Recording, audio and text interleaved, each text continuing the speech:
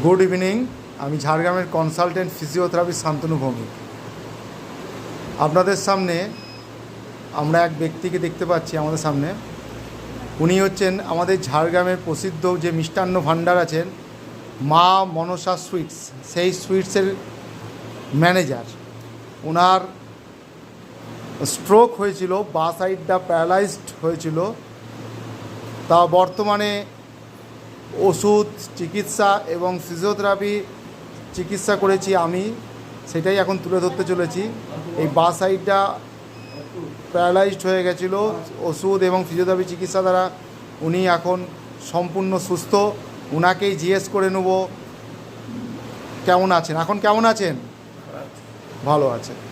এই মা মনসার প্রসিদ্ধ যে মিষ্টি খেতে গেলে অবশ্যই ইনার দোকানে একটু আসবেন, ইনাকে দেখে যাবেন, ইনার সঙ্গে কথা বলবেন, ঠিক আছে?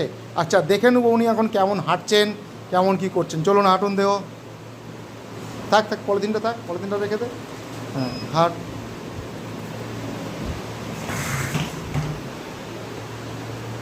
দেখে নিচ্ছি, দেখতেই পাচ্ছেন। আবার ঘুরে আয়। থ্যাংক ইউ, ধন্যবাদ।